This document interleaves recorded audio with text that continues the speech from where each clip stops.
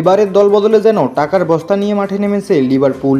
এখন পর্যন্ত 265 পাউন্ড খরচ করেছে বর্তমান ইংলিশ চ্যাম্পিয়নরা, যা বাংলাদেশি টাকায় 4,400 কোটি টাকা।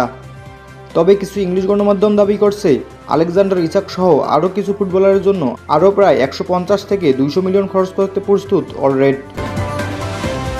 এই মুহূর্তে ইউরোপিয়ান ক্লাব ফুটবলের অন্যতম সেরা আক্রমণাত্মক মিডফিল্ডার জার্মানির ফ্লোরিয়ান বার্টসকে বোনাস সহ হিসাব করলে প্রায় 125 মিলিয়ন পাউন্ড খরচ করে কয়েকদিন আগেই লেভারকুজেন থেকে এই মিডফিল্ডারকে দলে ভিড়িয়েছে লিভারপুল।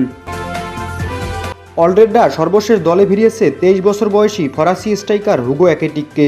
তার পিছনে অলরেডরা খরচ করেছে 95 মিলিয়ন ইউরো।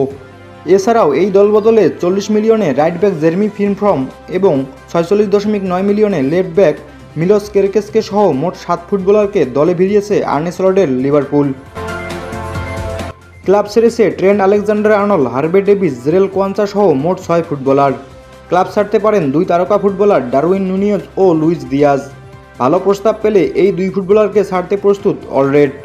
অন্যদিকে নিউক্যাসলের ডাচ স্ট্রাইকার আলেকজান্ডার ইসাককে দলে পেতে আগ্রহী লিভারপুল।